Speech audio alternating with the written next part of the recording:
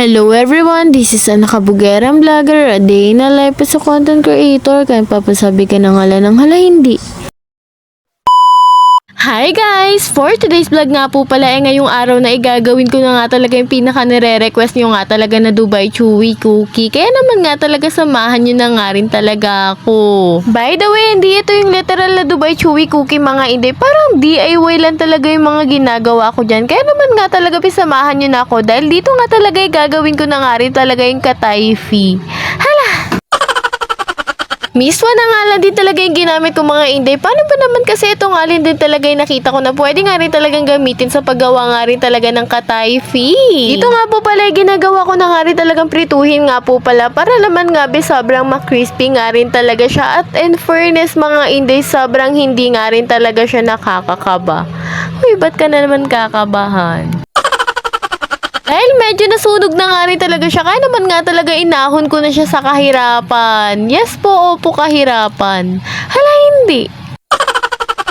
Pagkatapos ko na nga rin talaga na prituhin yung katayfi natin, na pinaggagawa natin, dito nga talaga gagawa na rin tayo ng sauce nga rin po pala na ilalagay nga rin talaga natin para sa Dubai Chewy Cookie nga talaga natin. Dapat nga talaga i-off up, kaso nga talaga wala nga rin po pala kami dito mabilihan, kaya naman nga talaga napag-isipan ko na pajibar na nga lang din talaga yung gamitin ko at nilagyan ko nga rin din talaga ng condense para naman lumambot nga rin talaga siya at magmukha nga rin talaga siyang sauce. Kailangan nga rin talaga natin ng tubig para naman nga po pala makuha natin yung tamang texture na gusto nga rin talaga natin para nga rin talaga dito sa ilalagay natin. Sobrang naging happy ang babae dahil nakuha nga rin talaga natin yung texture ng katayfi at ng pistachio sauce nga rin talaga. Kaya naman paghahaluin ko na nga rin talaga ito.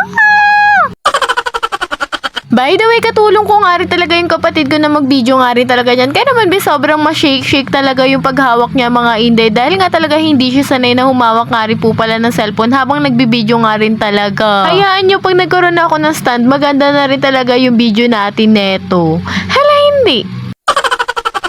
Fast forward, gagawin ko na nga rin talaga yung marshmallow natin na pinakakailangan nga rin talaga dito sa gagawin natin Dubai Chewy Cookie mga inday. Kung hindi, ito nga rin po palang marshmallow. At muntik pa nga talagang hindi matuloy itong Dubai Chewy Cookie ng Kabugerang Vlogger nyo. Para naman kasi muntikan na nga rin talaga itong masunog. At thank you Lord dahil may natira pa nga talaga dito at hindi dumikit lahat sa kawali. Paano kung dumikit nga rin talaga yun, wala na tayong gagamitin. Talaga naman.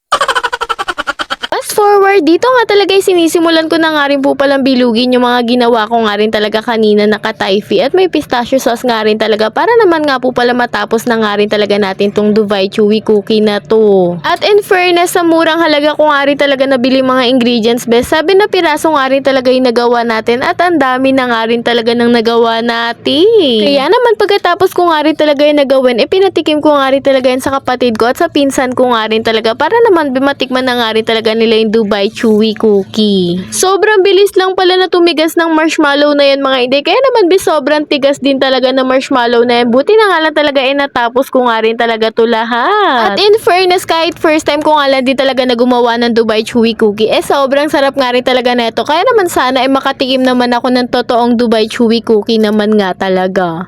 Hala!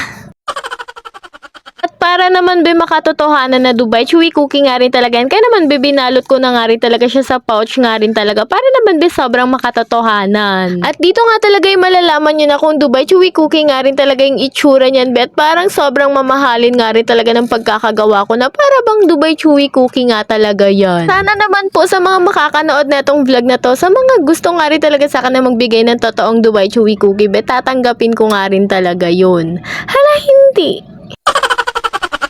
Sobrang sarap nga rin talaga ng pagkakagawa ko ng Dubai Chewy Cookie. Lalo na nga rin talaga yung pinakaloob na ginawa ko. Kaya naman sa mga nakatapos nga rin talaga ng vlog na to, don't forget to follow, like, and share nga po pala ng page ko. Thanks for watching!